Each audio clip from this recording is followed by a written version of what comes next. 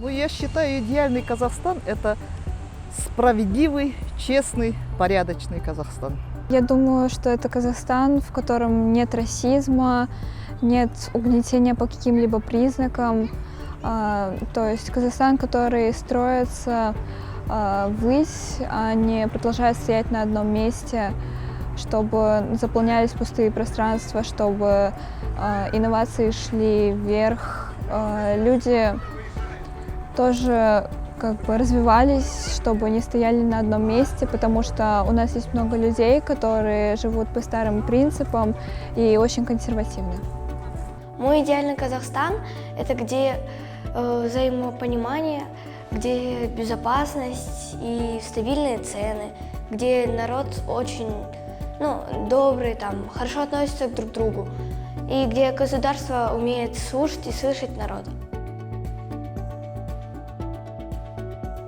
Ну вот, если исходить из самого словосочетания, гражданское общество – это общество граждан, выполняющие такие функции, как политическую, экономическую, культурную, социальную, естественно, функцию.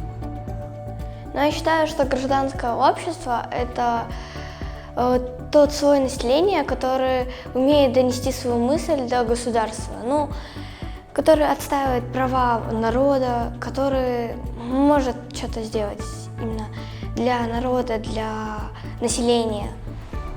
Гражданское общество является мостом народа и власти. Поэтому, я думаю, огромное влияние имеет гражданское общество и власти, и народу. Потому что они рассказывают о чаяниях, что происходит среди народа, о волнениях народа. Поэтому всегда власть должен считаться с гражданским обществом. Но если вот так смотреть, что общество делится же на три части, государство, бизнес, государство и гражданское общество. Это неправительственные организации, духовные всякие, религиозные объединения, профсоюзы, партии, какие-то союзы.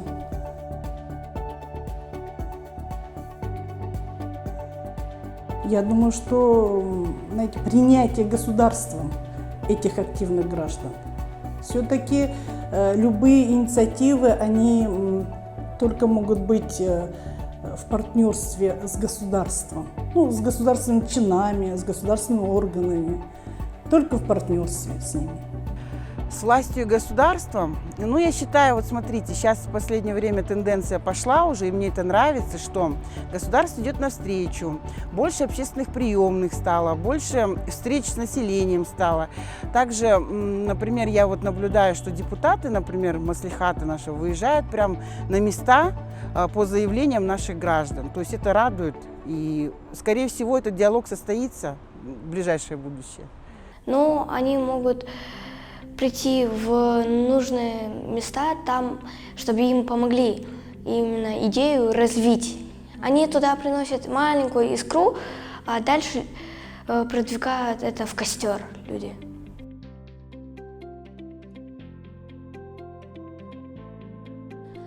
Там он доносит эти идеи, он сначала их корректирует, как-то может еще исправить, улучшить и донести до государства, чтобы поняли.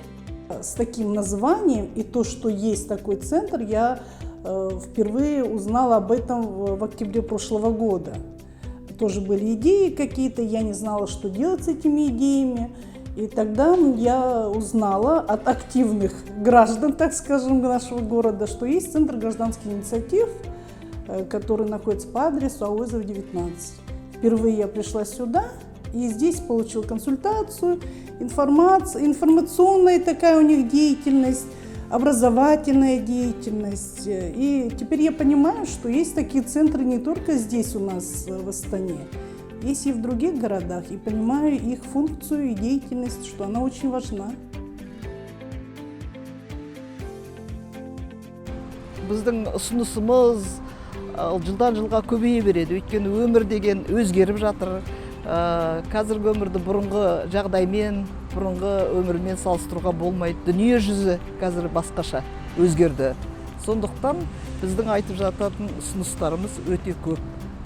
дөңгелек столдарда, семинарларда болған уақытта біз көп жақсы пікірлер айтамыз. Я считаю, что для полноценной работы этим центром нужны финансы, то есть нужны инвестиции какие-то, нужны новые работники, потому что мало кто приходит работать в такие места. И также, если такие центры будут открыты в более больших точках, то есть как бизнес-центры, то, скорее всего, туда будут ходить чаще люди и будут замечать. Вот. Безусловно, конечно, чем больше центров гражданских инициатив по Казахстану, я считаю, даже в каждом городе, если бы это было бы, да, то тем лучше для нас, тем прозрачнее будет наше общество, тем меньше будет каких-то непонятных моментов между государством и населением. Сайлау тұсында ең бірінші мемлекеттік органдардың барлығы арқа сүйері қоғамдық ұйымдар болу керек. Қоғамдық ұйымдармен тығыз байланыста, тығыз қарым-қатынаста болу керек. Мына қазір президентімізді сайлауға қатысып, басқа да президенттер қатысқанда әркімнің қандай қимыл, қандай жұмыс, қандай жетістіктері болды. Соны жеткізетін қоғамдық ұйымдар деп ойлаймын. Мен өз басым, мысалы, өз қазіргі президентімізге өте сенемін. Бұл кісі дүние жүзіне белгілі, өте дүниеде болып жатқан саясаттың мәнін, қырын өте жақсы түсінетін азамат деп ойлаймын. Да, это очень поможет, потому что там много помогают. И если хоть в каком-то городе будет минимум по одному, то это будет очень полезно, и тогда страна будет развиваться.